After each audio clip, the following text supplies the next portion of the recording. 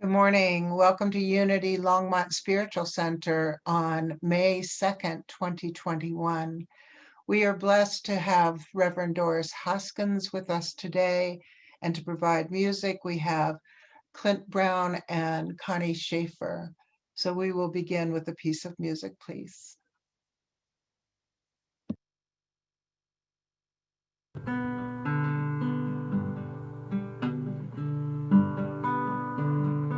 Spirit of life, come unto me.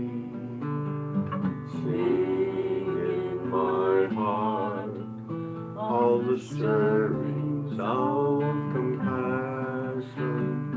Blow in the wind, rise in the sea, move in the hand, giving life the shape of justice. Roots hold me close, wings set me free. Spirit of life, come to me, come to me.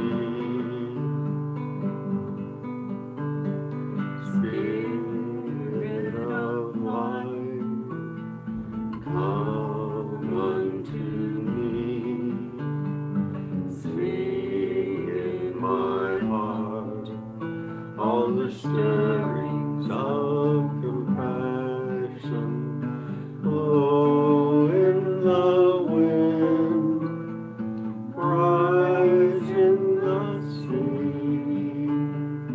move in the hand, giving life the shape of justice. Roots hold me close, wings set me free. Spirit of life, come to me, come to me. Thank you, Clint and Connie. And it's at this time that we go into prayer together by taking a breath. Beloved presence, we have gathered today to celebrate life and all that it brings. We are here today to experience love and to share that with others. And in doing all of that, we also cultivate peace so that we might experience all that life offers more fully. And so it is. And another piece of music, please.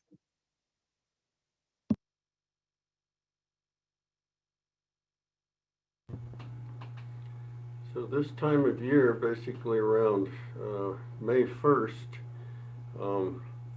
my thoughts always turn back to my family of origin, because May 1st is, of course, it's May Day, and for a lot of you know that it's International Labor Day, and it's also my mom's birthday. So this is an original song I wrote, and kind of celebrating the love and caring through the years that my mom and dad had.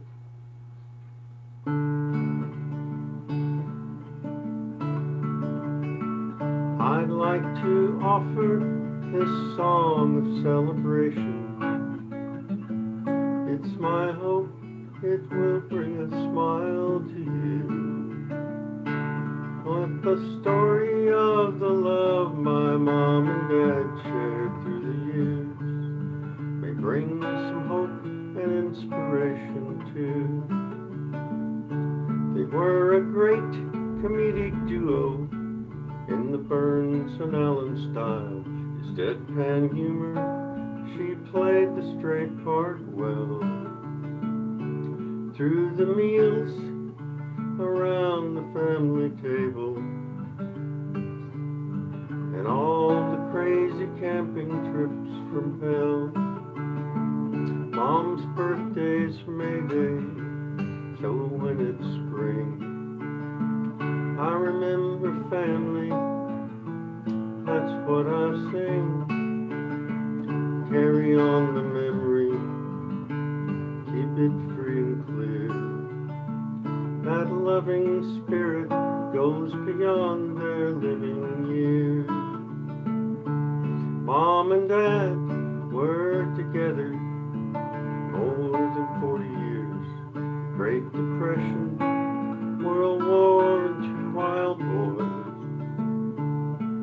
We call them now the greatest generation.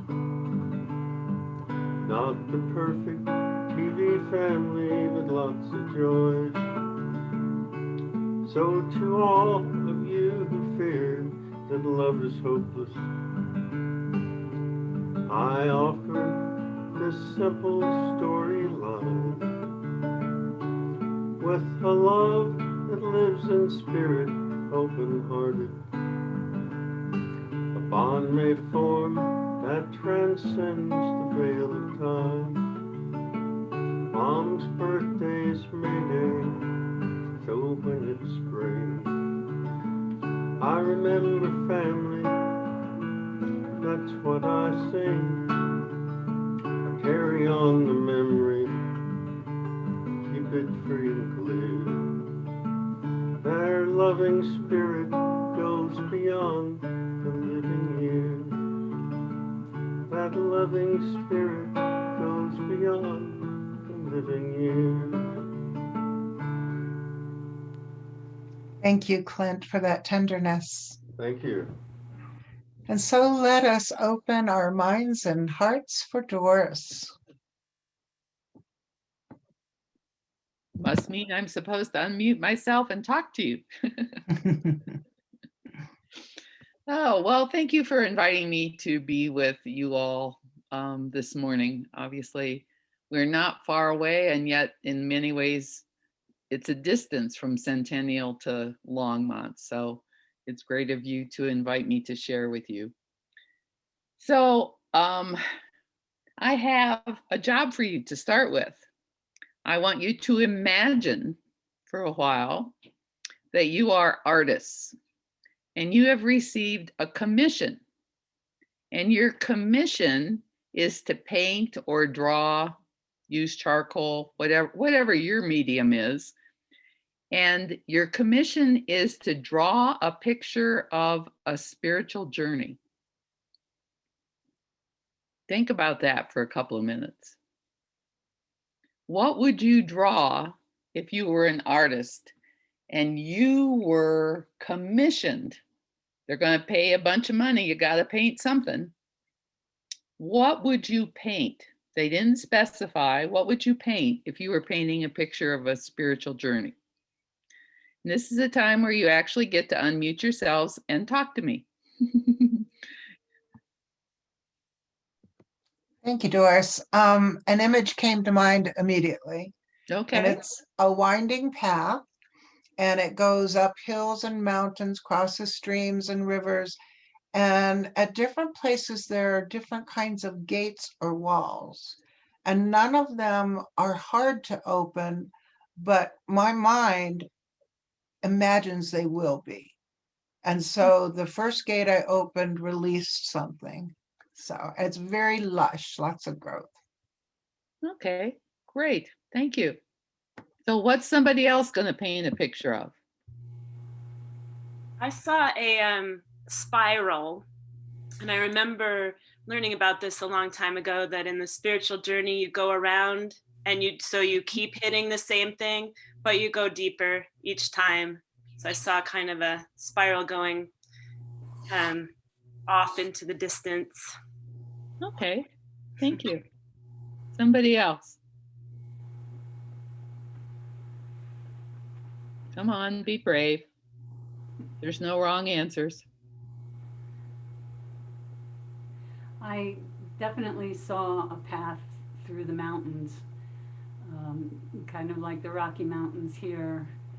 And sometimes the hills are very steep and rocky, and sometimes there's lots of ups and downs, and down the hill and I slip but there are beautiful views on the way that allow me to see distant mountains and beautiful sky, and typical Colorado weather brings a rainstorm but then clears up and we're all dry in a short period of time.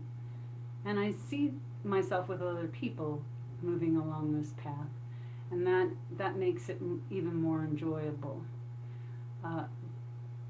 And it helps us get through some of the really steep pieces because it's a long haul. When we get towards the mountaintop, it's a little easier, but it takes a long time to get there. Thank you. Anybody else? I guess for me, I had an image of Van Gogh's Starry, Starry Night Mhm. and walking through that scene. And for me, I'm a lifetime seeker, so many stops along the way to different places looking for answers. But always with the sky low, filled with stars and lots of blue and yellow Okay, great. pathway. Thank you. Welcome. Anybody else want to share? Hi, I'm Mary. Hi, Doris. Mary. My image that came is not much of a journey, but maybe it's the beginning or the middle of part of my journey. But I've been walking in the parks a lot lately, and I saw myself walking up to this gorgeous big evergreen pine tree, and and the tree's trunk just kind of opened up, and I just walked inside. And the tree just held me, and I got to be nature and one with all the other trees for a while, and that was part of my journey. Great.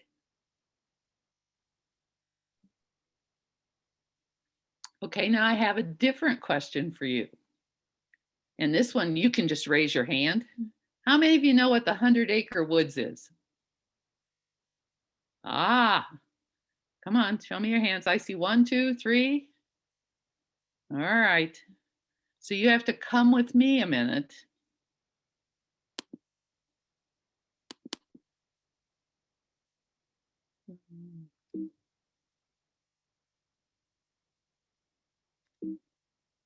Why don't you want to go? Now, do you know what the 100-acre woods is? All right. So when I was preparing this talk, I was focused on the fact that we almost always, when we talk about a spiritual journey, see it as ourselves walking, progressing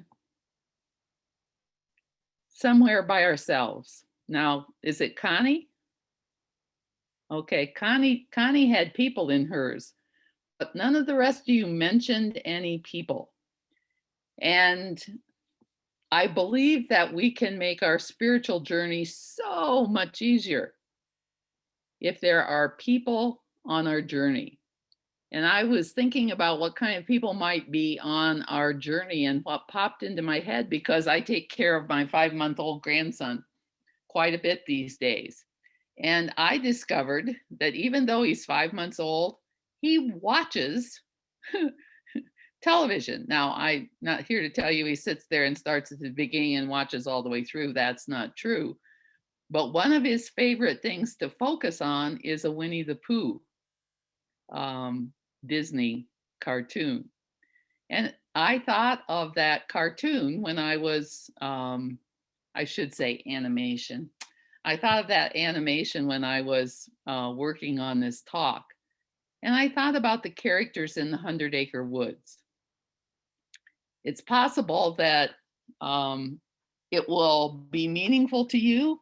Let's give it a try. So if you think about who's in the 100-acre woods, Of course, we have Pooh Bear. He's there. And we have Christopher Robin, we have Eeyore, we have Tigger, we have Roo, we have the owl, we have the rabbit, we have, did I forget anybody? Oh, Kangaroo. We don't want to forget Kangaroo. And of course, there's Piglet. Now think about those characters for a moment, because each of us is one of those characters.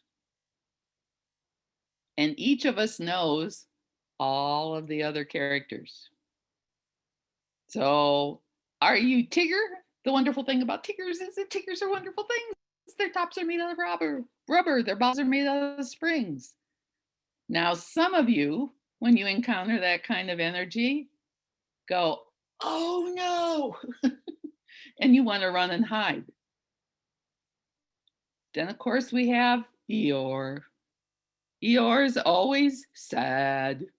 He always looks at what's wrong. Are you Eeyore? Do you know an Eeyore? And we have Piglet. Piglet's afraid of many things. He quivers. He doesn't know where he's going. And what's going to happen when he gets there? And who's going to help him? How about Owl? Owl is so wise. He'll give you the answers to everything in triplicate, more than you want to know. Every detail. And then, of course, you might have Kanga and Roo. Kanga hardly ever says anything. But when Kanga says something, it's always very wise and you ought to be listening. And then there's Roo, who doesn't really know. So when you think about those characters and you think about yourself on this spiritual journey, do you see that all of those characters get along? Now, occasionally, there's a little bit of dissension, but you don't have to stick around long until they've all made up. It's possible to live that way. And yet, what prevents us from doing that? If you were going to answer that question, what's the problem when you think about hanging out with the same people all the time in the 100-acre woods?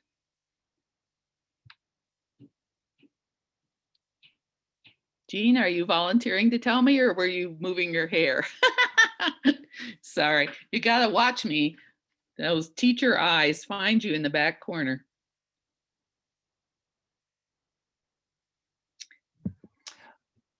Sure. A lot of things come to my mind. Fear, complacency because I know everybody, laziness, a few other things that I probably wouldn't say on a tape. You want me to say them? Like you don't like those people?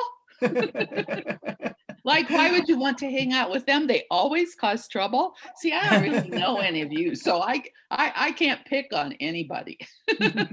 Judgment, that's it, judgment. Oh, okay. Judgment.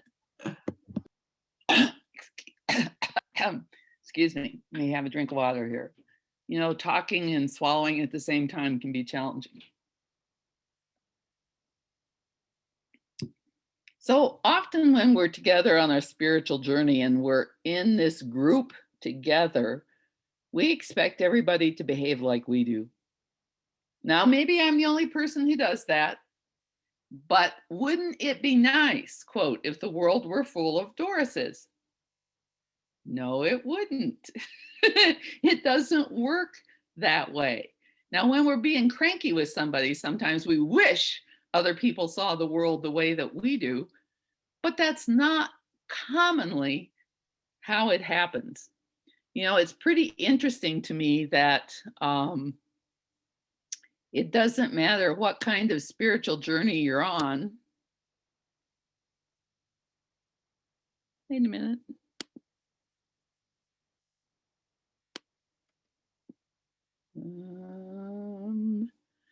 We don't want this picture anymore. The interesting thing about it is that people are the path.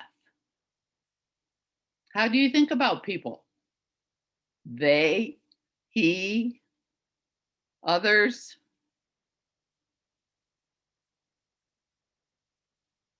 We can't have a community if we are separate from the other.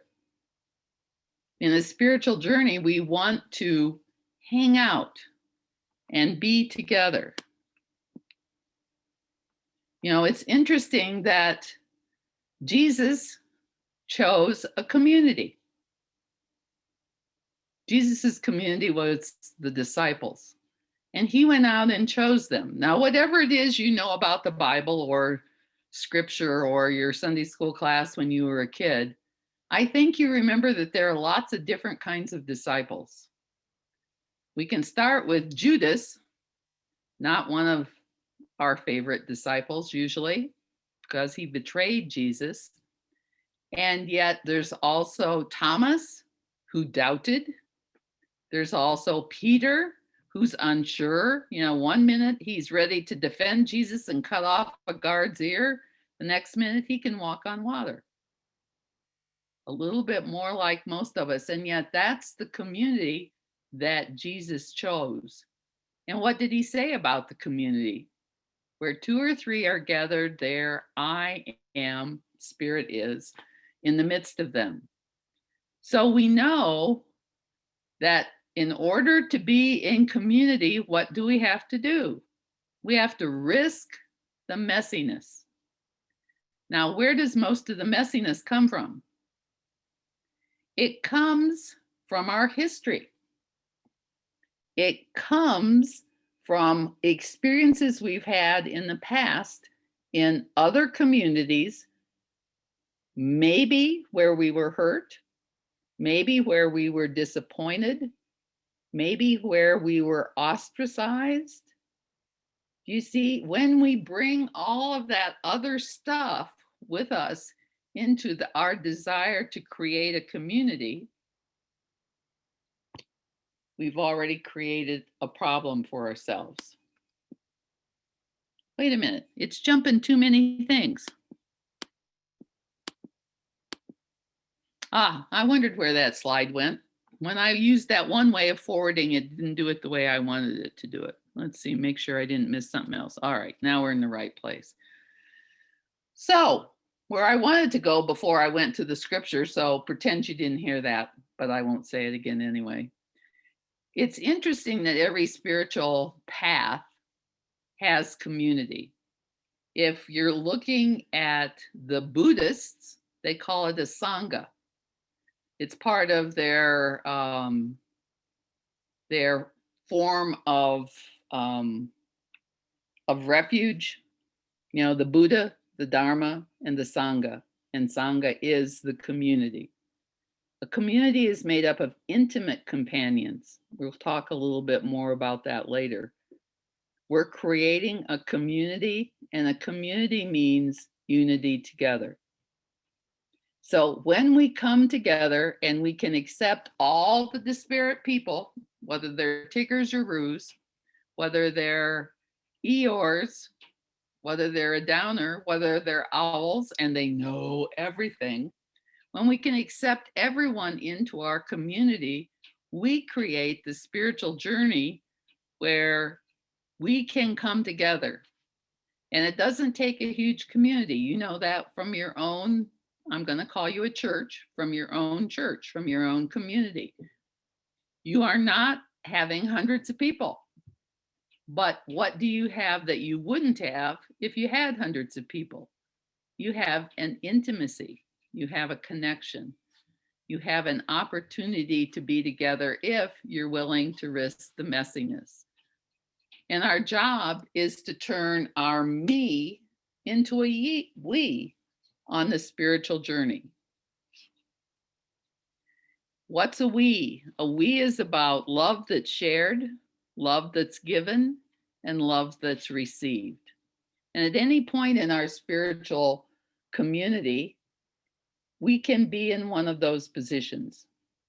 Is it our job to give love in this moment? Do we need to receive love?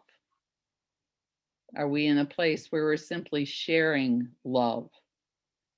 Beyond the confines of our separate realities, beyond the confines of our me, is a we.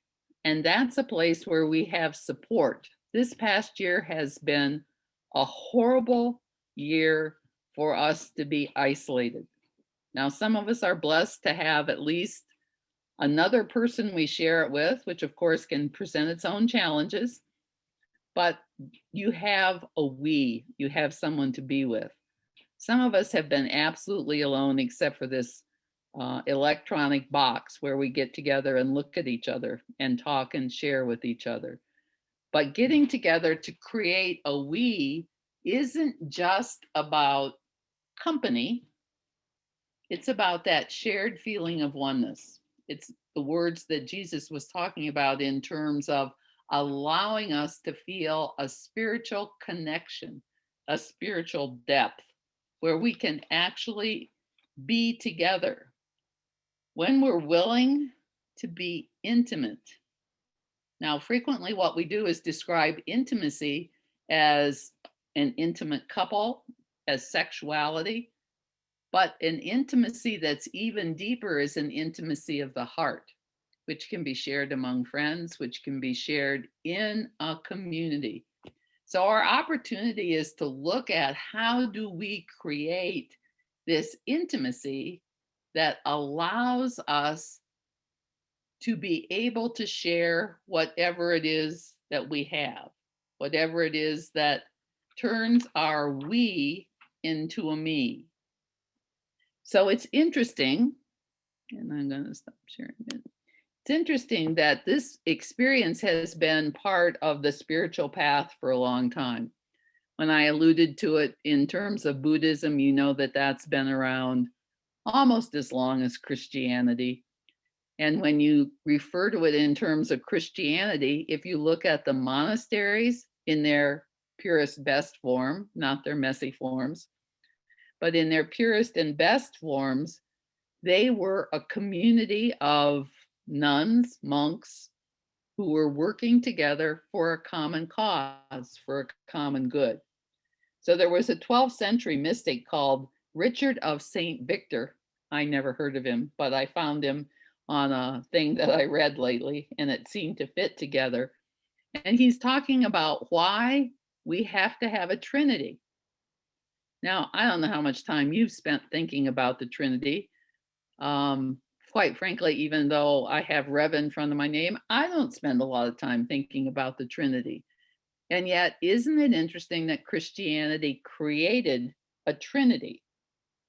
So God can be one, but we always have doubts about a lone monarch. Someone who's a king or a queen, we don't quite really trust them, do we? So for God to be loving, who's God going to love? So for God to be loving, there has to be two, because love is always a relationship of giving and receiving. So think back to my circle for a minute. In order for me to give love, I need a recipient of love. In order for me to receive love, someone else has to give it to me. So, how about the third part of the Trinity? Why does God have to be three? St. Victor said that from two together enjoying and receiving the same thing at the same time. And the illustration was given that it's like new parents loving their child for the first time. They can't stop admiring this wonderful thing that they created together. So love one, God, loving himself, herself. Two, giving and receiving love. But three or more, which interestingly enough is what's quoted by Jesus, three or more gives you an opportunity to share and admire the same thing.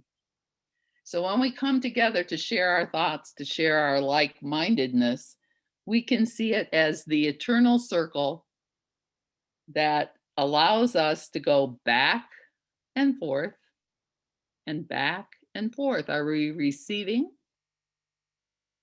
Are we giving? Or are we sharing? So love as three, supreme love flowing equally in all directions. So one of the things that helps us create a community is a few things that we can look at and then all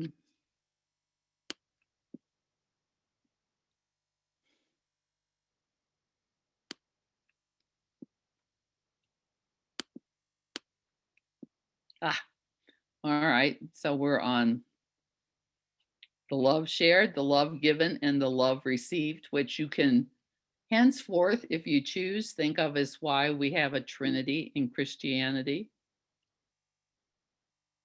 Oh, why are you not moving? So how do we create what we call church, what you could call Sangha, what you could call community? It's made up of people who are interested in the same things and ideas that you are. So in this case, you're interested in spiritual growth, in spiritual awareness, in coming together to share. People who don't expect you to be anyone other than yourself, to be your authentic self. People you can share your thoughts, your questions, your doubts, and your dreams with. So do you feel safe to share in your community from the very deepest part of your being? Are you able to share when you're truly, truly, truly sad? Do you feel able to share when you are grieving? When you are in the depths of despair? Are you free to share when this wonderful thing just happened and you've got to tell someone?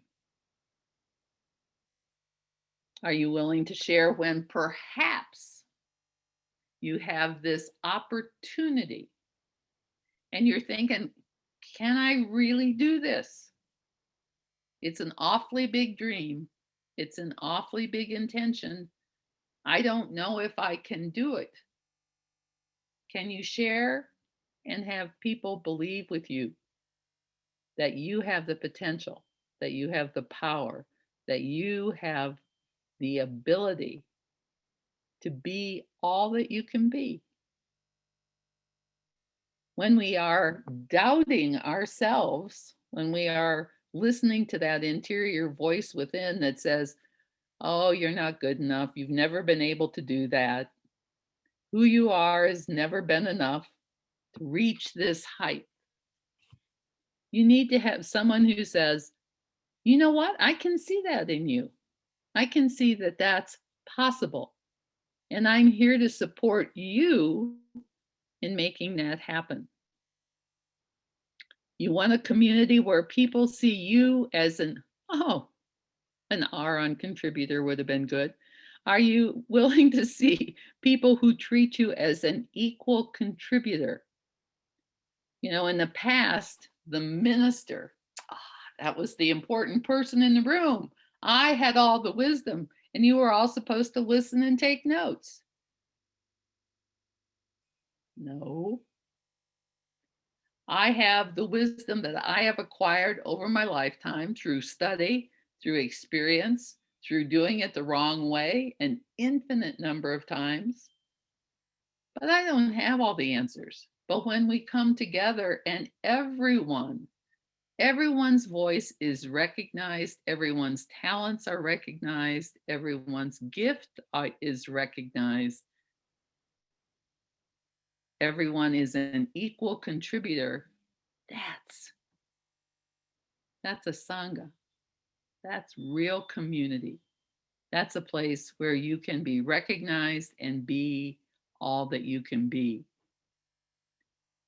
And last, but certainly not least, do you share in a community where you can be silent, where it's not required that you speak up? It's not required that you participate. It's not required that you do anything. Now, you may be encouraged, but you know what no is? It's a complete sentence. You can ask me to do 10,000 times, 10,000 things, and I can say no 10,000 times. And it has to be okay in a real community. Doesn't mean I stop asking. It just means that you are always free to answer no. And when any of those things are missing, that's when communities get messy. That's when you've been damaged by a community where what it was you brought to the community, your gift, your talent, your ability, wasn't accepted, it wasn't enough, it wasn't recognized. So I would hope that in the future, when you think about your spiritual journey, what comes to mind is the people that you share it with. Now, I'm in some online communities that are honestly deep, powerful, connected communities. And I'm guessing that perhaps, like me, you've been in rooms full of people where you didn't feel connected to anybody. So in order for you to have the ultimate experience, I hold for each and every one of you that this is your right and perfect community, that those who are drawn to be a part of your community will come forth to join you, but that the essence, the authenticity, and the gifts that you share will always be yours. So I invite you to move into a comfortable position if you haven't been in one, to perhaps relax, take a deep breath, and just let it out.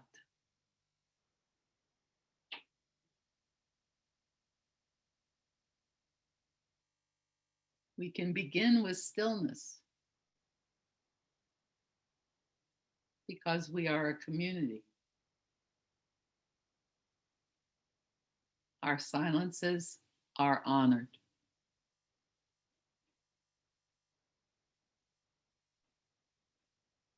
We can be open and receptive to that living spirit of truth that lives within each and every one of us. It is no more present in me than it is in each of you. No matter what position each of us holds in the community, we are welcomed with honor and respect.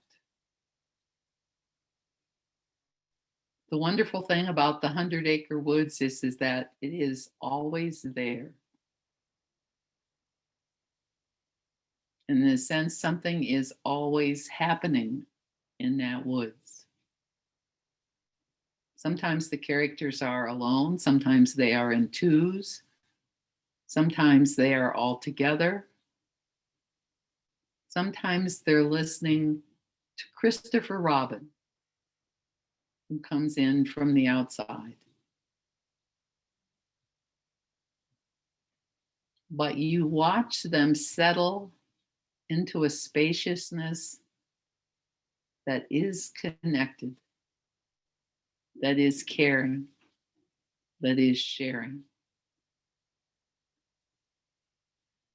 So we breathe again.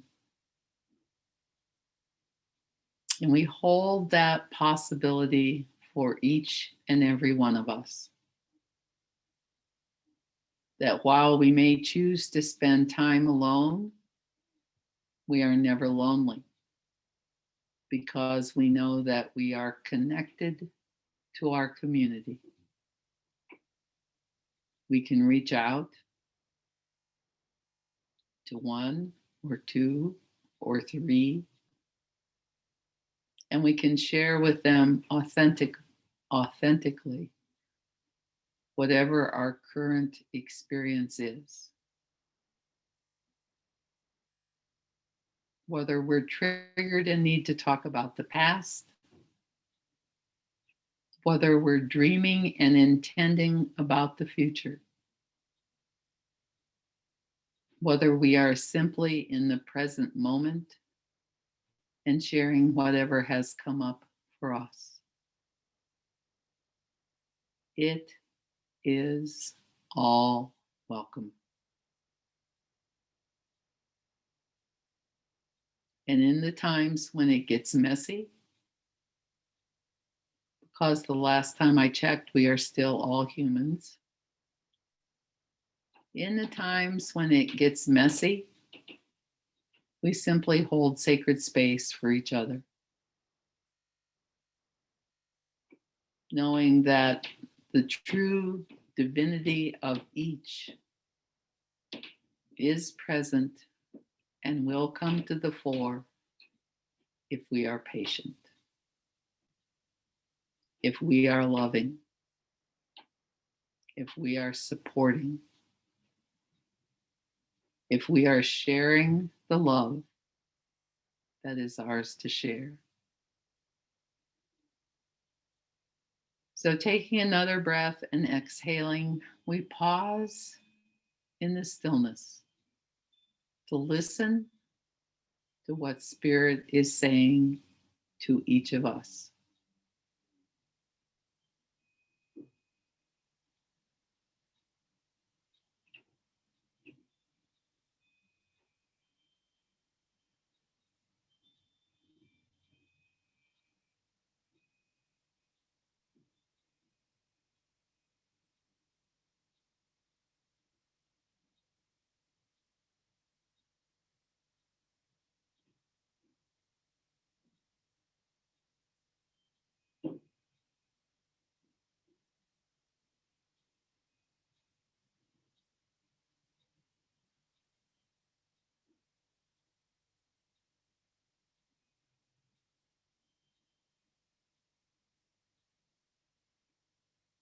We treasure this truth in our hearts.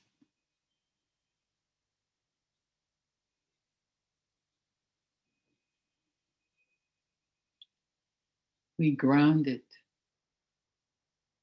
through our feet, connecting to the earth,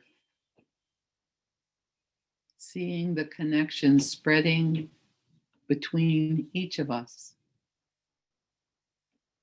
like the roots of the aspen. We are connected through the depth of the earth.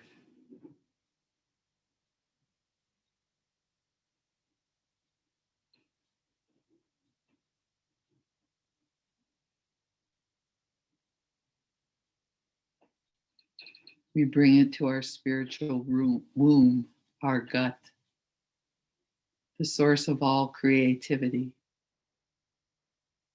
And we allow that creativity to add its special flavor.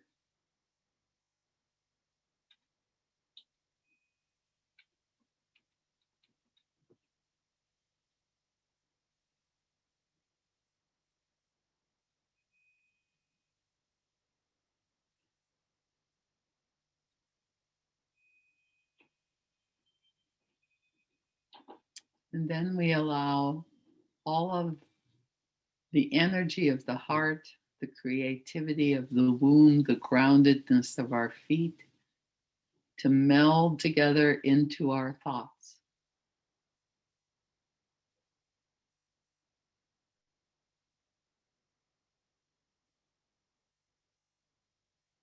bringing the power of our conscious awareness, our minds.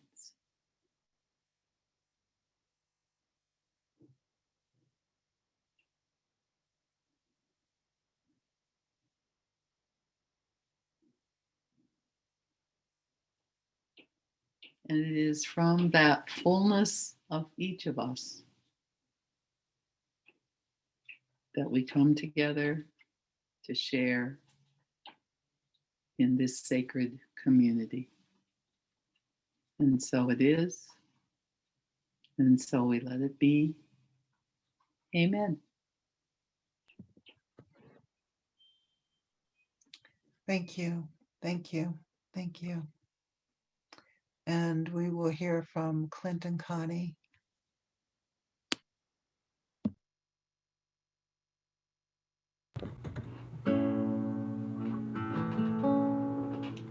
This is another original song I wrote about the healing power in the music.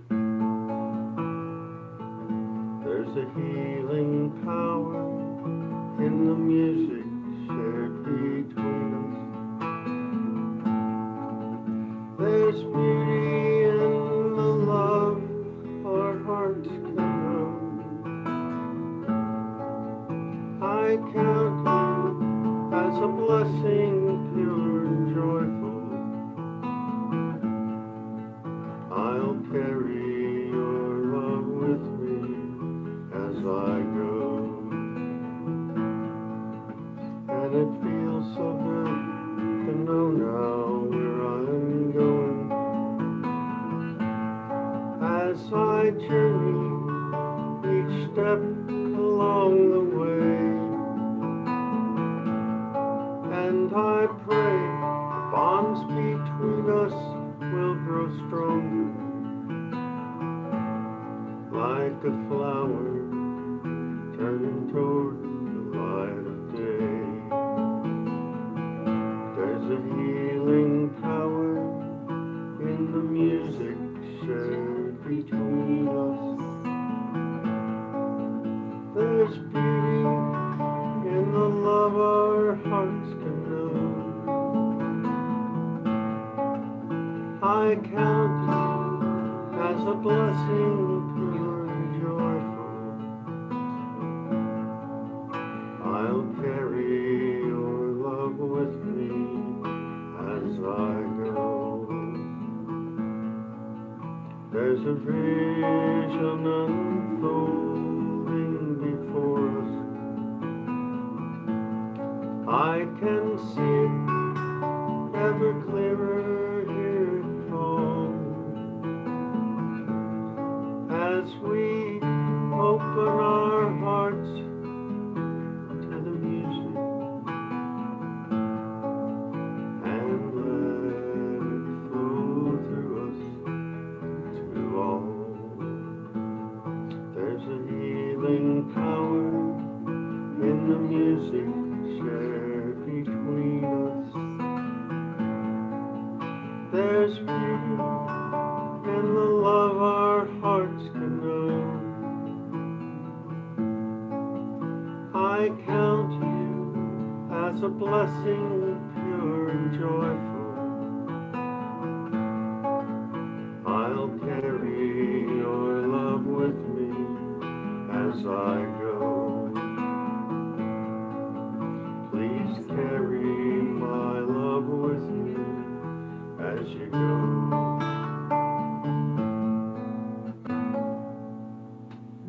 Thank you. And it's at this time that we go into our donation of love and light by taking a breath together and placing our hands on our heart, becoming increasingly conscious of the love and light within us and within all, and allowing that to expand and to be shared.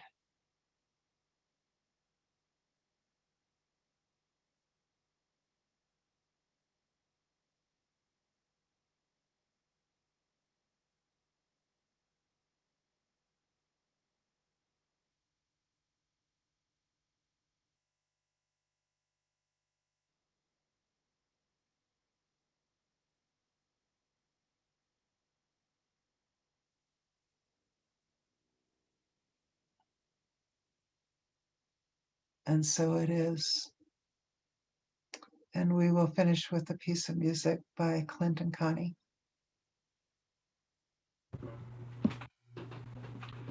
So this is one that's often sung at the end of Unity services. So if everyone can get on mute, feel free to sing in the background if that's okay, Deva. But you have to be on mute. Looks like everybody's on mute. Me, okay. Let there be peace on earth, and let it begin with me. Let there be peace on earth, the peace that was meant to be, with God as creator. Family all are we. Let us walk with each other in perfect harmony. Let peace begin with me. Let this be the moment now. With every step I take, let this be my choice found to take